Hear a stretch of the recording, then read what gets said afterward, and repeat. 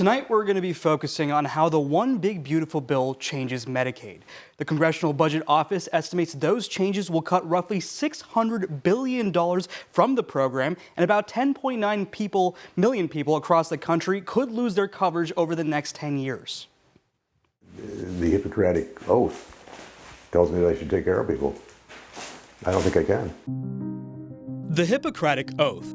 It's the vow doctors take when they graduate medical school. To do no harm, and to treat all who seek treatment. For the first time in his career as a physician and owner of the Susquehanna Family Clinic, Dr. Warren DeWitt isn't sure the vow he took is a vow he can keep. So, how long I can keep the doors open, I can't tell you today. It depends on, how badly they destroy Medicaid. Those changes to Medicaid are found in this 1,000-plus page document known as the One Big Beautiful Bill. It's one of the most expansive and sweeping pieces of legislation to ever come out of the United States Capitol. And it changes just about everything from social programs like Medicaid. What this bill is doing and what the attacks on this program mean is that people are going to have less access to health care, which in turn is going to make it harder for them to work and harder for them to take care for their families. Laura Beltran is the Policy Research Director at Penn Policy. The organization conducts nonpartisan research, but also has a separate advocacy division. That division is currently campaigning against the expected changes to Medicaid. Part of Beltran's policy research is to determine exactly what impact the bill will have on Medicaid recipients. The main purpose of this bill is to try to limit access to Medicaid as a kind of roundabout way of reducing the expenditures that go towards this publicly funded health system. According to data from the state government, in northeastern and central Pennsylvania, 1 in 4 people is on Medicaid. That's about 400,000 people. Half are under the age of 21 or over the age of 65. The state estimates more than 40,000 people in our area could lose their Medicaid coverage because of the changes made in the One Big Beautiful Bill. One of those changes involves a new eligibility criteria called a community engagement requirement. Starting in 2029, in order to be eligible for Medicaid, people will have to do work, do community service, be in a work program, enroll in a university, or a combination of any of those 4 things for at least 80 hours a month. Or instead, folks have to make $580 a month, which is the federal minimum wage for 80 hours of work. An individual must also provide the state with documented proof that these requirements are being met in order to remain eligible for Medicaid. This is going to be a task by the state and then an additional task by these people. Lower income people generally have already complained historically about the burden to get enrolled in these programs. Certain groups will be exempt from those requirements, such as pregnant women and people who have a mental health disorder. But it will largely be left to the federal government to determine who qualifies for an exemption. That uncertainty concerns a psychiatric nurse practitioner in Susquehanna County. Jan DeWitt says many of the patients she sees have mental health issues that prevent them from holding a job. Every patient I see, if they're not working, they're looking for work, unless they're permanently disabled.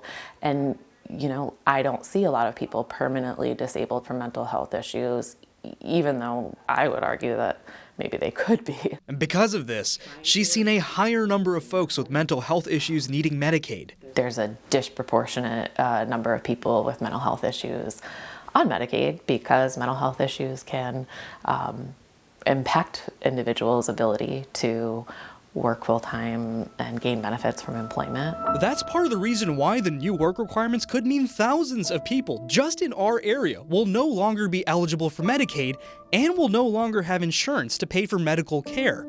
About 30% of patients treated at Wayne Memorial Hospital in Honesdale currently pay for medical care using Medicare or Medicaid. Wayne Memorial CEO James Pettinato says without those reimbursements, the hospital's tough situation gets even tougher. We're already operating in a negative margin, so to take more money away when it's in a negative margin is just making the loss greater. To try to mitigate that loss, the bill does allocate $50 billion towards funding rural hospitals. That $50 billion will be spread out over 5 years and all 50 states. Pettinato says details on how that money will be given out are not clear, and he says clarity is necessary to make sure essential services such as an emergency room still get funding.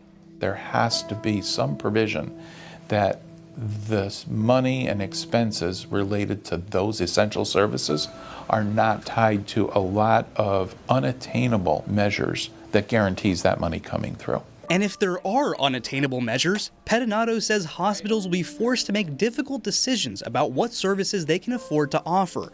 Services like Wayne Memorial's maternity ward, which cost the hospital $3 million despite only having 475 births per year. Financially, cutting the maternity ward might make sense, but the impact on expecting mothers would be significant. Mothers would have probably close to and up to an hour's drive to get to the next closest delivering hospital.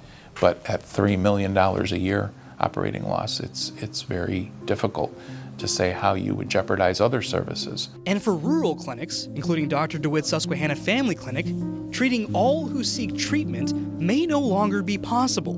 You know, I've got good employees here. I have to pay them, and I mean, we can't see everybody for free. I mean, I don't know, you know, I don't know where the money comes from. I don't take much of a salary here at all. Meaning upholding the Hippocratic Oath, that sacred vow, might not be something in Dr. DeWitt's control.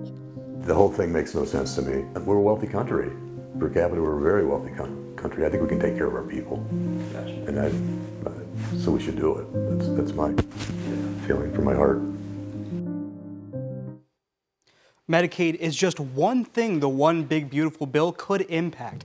Over the next few months, we'll be looking into a variety of other potential effects, including changes to the Supplemental Nutrition Assistance Program, tax collection, and its overall economic impact.